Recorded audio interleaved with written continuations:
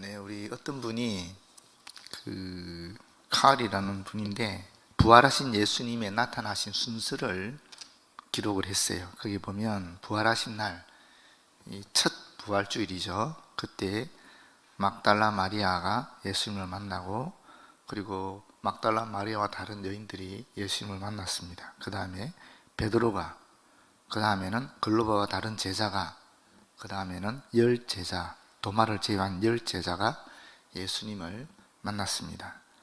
그 다음 주일 저녁 8일째죠. 부활하신 8일째에 도마를 포함한 11제자를 예수님이 만났습니다. 그리고 기록되지 않은, 언젠지 정확하게는 모르는 8일 지난 그 다음 언젠지는 모릅니다만 다른 날에 갈릴리 호수에서, 디베라 바다에서 7제자를 만났습니다. 그리고 나서 갈릴리 산 위에서 11제자를 만났고, 그 다음에 500여 형제를 만났습니다. 그리고 주의 형제, 예수님의 동생인 야고보를 예수님이 만나셨고, 예루살렘 부근에서 11제자를 만났다라고 합니다. 그리고 마지막으로 성경에 기록된 바에 의하면 바울이 31살쯤 되었을 때 예수님께서 바울을 만나셨다, 이렇게 예수님이 부활하신 다음에 만났던 사람들의 그 순서를 이렇게 기록하고 있습니다. 근데 오늘은 첫 주일 새벽에 일어난 일을 우리 본문은 이야기하고 있습니다. 아마도 인류 역사상 가장 찬란한 아침 해가 떠올랐던 새벽이었을 것입니다. 예수님은 유대인의 왕이란 죄명으로 십자가 순환을 당하셨고 장사 지낸 바 되었지만 무덤에 있을 수 없었던 분이셨습니다. 나는 부활이요 생명이니 라고 하신 그분 스스로의 선언처럼 예수님은 죽음의 권세를 깨뜨리고 다시 살아나셨습니다. 이제 인류 역사가 바뀐 것이었습니다. 아담의 타락 이후에 인류는 줄곧 죽음이 왕노릇해 왔지만은 그 죽음이 예수님의 부활과 함께 그 자리를 내어주야만 했던 것입니다. 부활하신 그리스도로 인해서 사망의 권세 아래 복종하던 인류는 이제 생명 안에서 왕노릇할 수 있게 된 것입니다.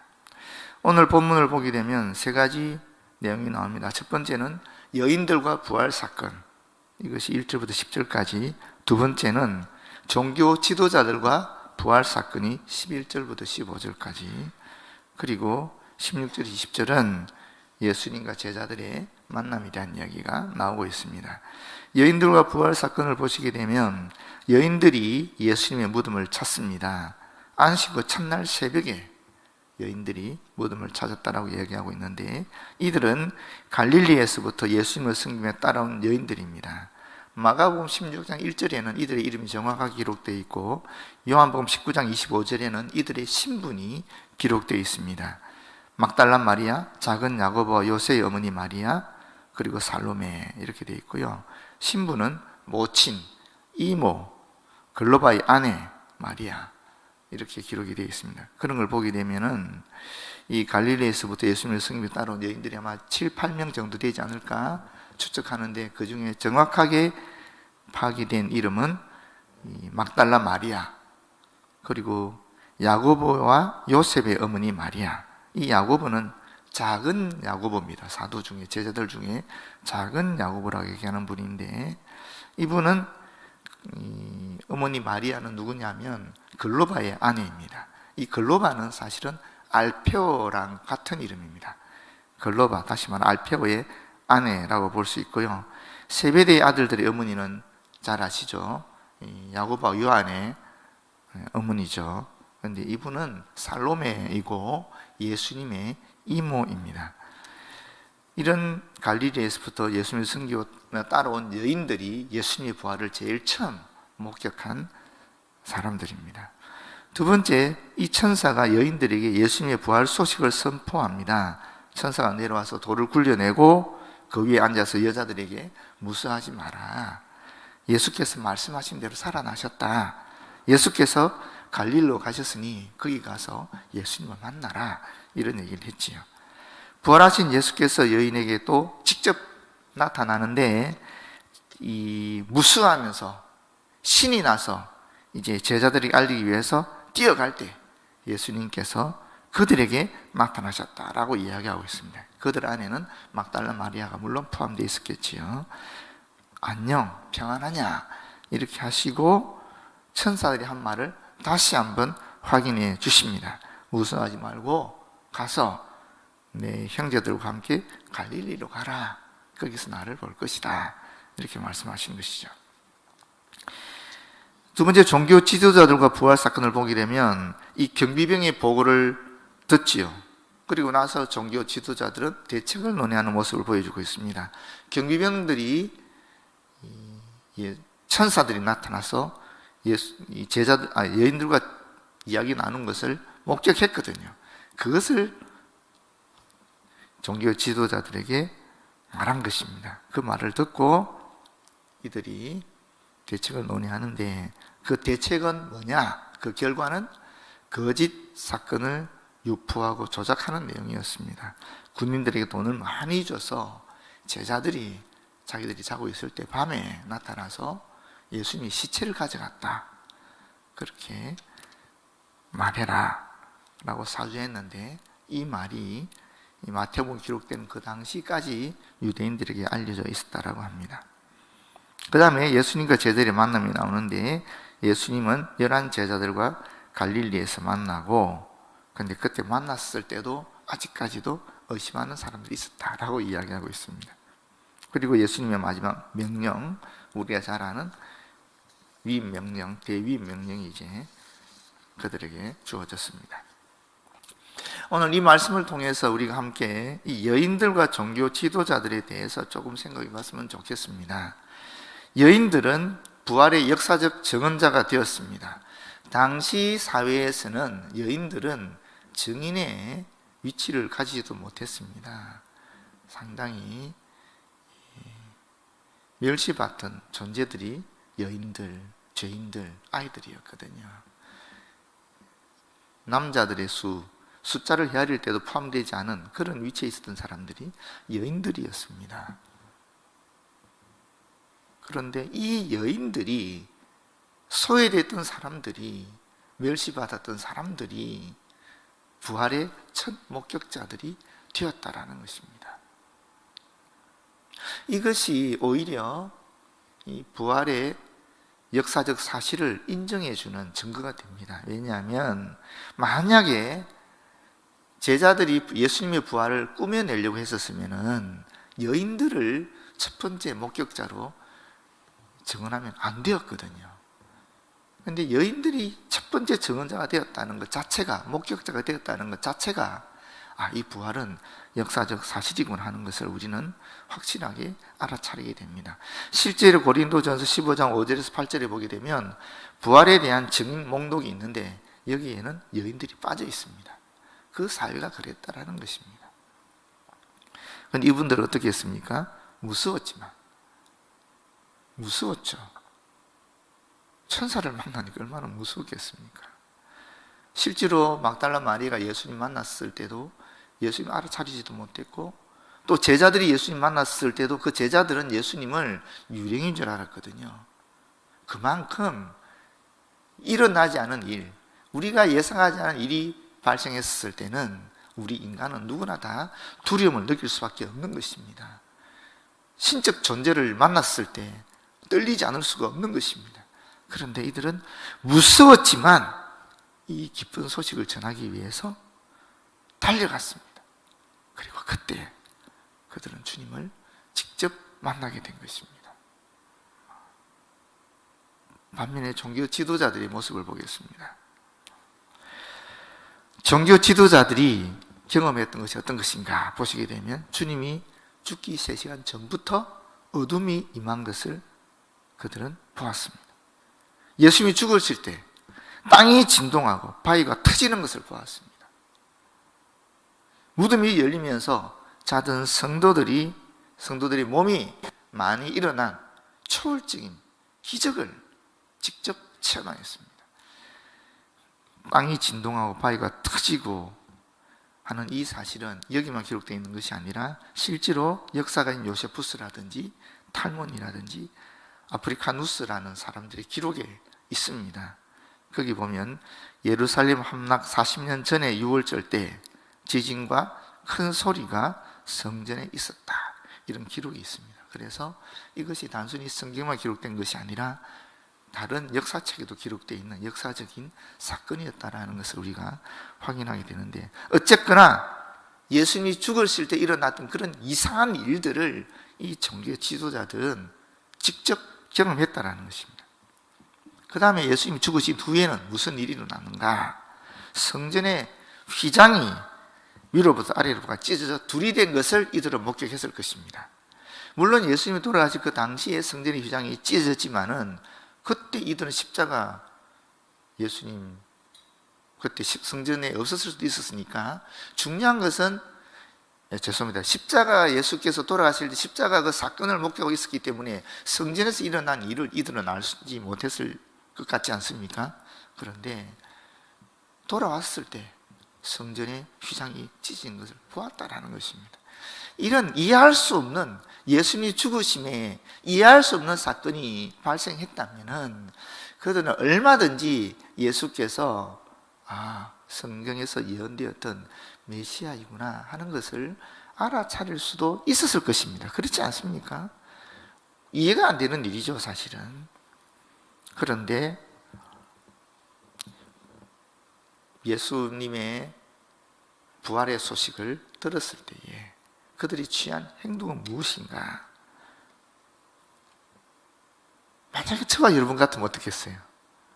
저와 여러분 같았으면 그래도 이거 이상한 일이다, 우리가 그가 사기꾼인 줄 알고 죽였는데 사실은 그가 메시아였던 것 같다, 그 빈 무덤을 보면 천사들이 나타나서 다시 살아났다라는 증언을 하는 것을 보면 분명히 성경에 예언되었던 메시아일 수도 있다. 그러면 우리가 모여서 그분을 영접해야 되지 않겠는가? 우리가 그렇게 기대하고 고대했던 메시아가 이 땅에 오셨다면 우리가 그분을 영접하고 그분을 우리가 주님으로 모시는 그런 일들을 해야 되지 않겠는가? 이런 대책을 논의해야 되는 거예요. 맞죠? 그런데 그들은 어떻게 했습니까? 오히려 경비병들에게 뇌물을 주는 겁니다.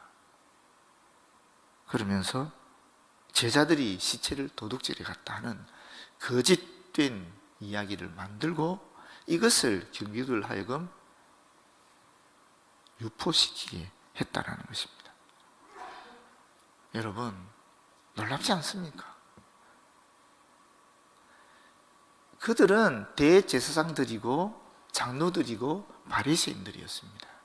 그 시대에 가장 열정적으로 하나님을 섬겼고 하나님에 관한 가장 많은 지식을 가지고 있었고 자신들의 미래에 대해서, 메시아에 대해서 가장 기대하고 고대하고 기도했던 사람들이 바로 이들이었습니다. 그들은 확실히 초월적인 그런 기적의 역사 속에서 얼마든지 예수께서 메시아인 것을 알아차릴 수 있었습니다. 그럼에도 불구하고 우리의 기대와 전혀 다른 이상한 일을 하고 있는 것입니다. 왜 그렇게 했을까? 그때 그들이 제대로 했으면은 지금 이 유대인들과 기독교인 간의 갈등도 없었을 것이고 역사를 통해서 엄청난 일들이 일어나지 않았겠습니까? 기독교의 역사가 완전히 변화되지 않았겠습니까? 그런데 왜 이들은 이런 결과를 가졌을까? 여러분 어떻게 생각하십니까? 단순히 제가 생각할 때는 첫 번째는 그들의 개인적인 욕심이 민족적인 기대를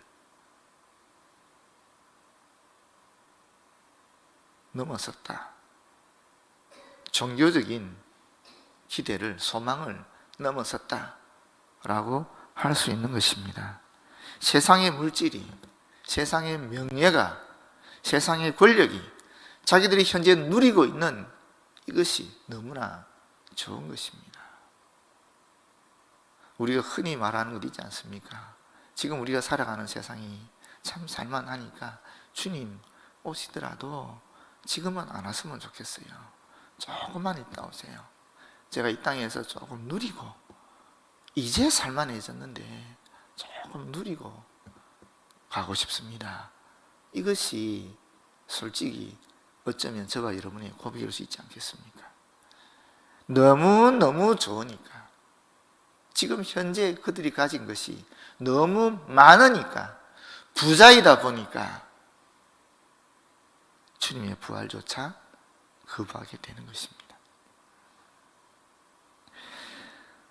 또 어떻게 보면은 종교적 열심 때문에 그랬다라고도 볼 수 있습니다. 그 종교적 열심이라는 것은 하나님만이 유일하신 하나님인데, 이제 예수님이 부활하시게 되면 예수님도 하나님이 되니까, 그러면 유일신이 깨지지 않느냐, 이 유일신 체계가 깨지지 않느냐.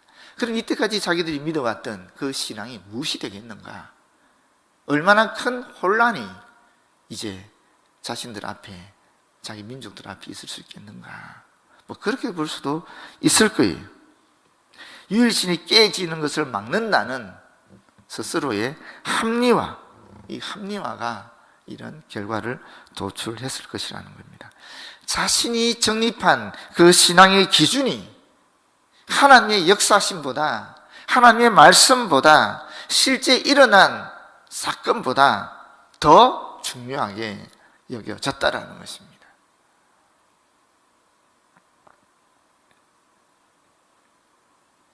우리가 주님의 말씀을 읽다 보면은 어떤 경우에 이건 아닌데, 내가 믿어왔던 거와 다른데 하면서 그 말씀을 거부할 때가 있습니다. 기도하다가 하나님께서 응답을 주시는데 그 응답이 이건 아닌데 라고 느끼실 때도 있습니다. 그런 이야기입니다. 세 번째는 마음의 둔함 때문에 그럴 수도 있습니다. 사실을 인정하지 않는, 지난 시간도 얘기했지만은 편견이 눈앞에 보이는 그 사실을 가려버린 것입니다. 색안경을 끼게 되면 온통 세상이 그렇게 보이지 않습니까? 내가 평소에 가지고 있었던 이 생각이 내 감각을, 내 느낌을 주장해 버리는 것입니다. 생각을 바꾸는 것, 이것이 변화의 시작인데 그 생각을 바꾸지 못하는 것입니다. 지금 현재 일어난, 실제 일어나 있는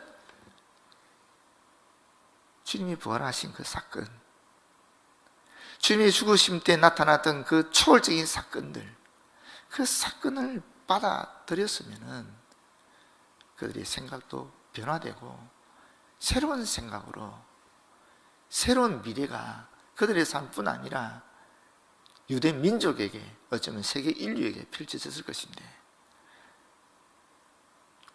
그 편견에 가득한 생각이 그들의 미래를, 그들 민족의 미래를, 세계 인류의 미래를 전혀 다른 방향으로 바꾸어버린 것입니다. 그들 몇 사람 안 되는 그 사람들이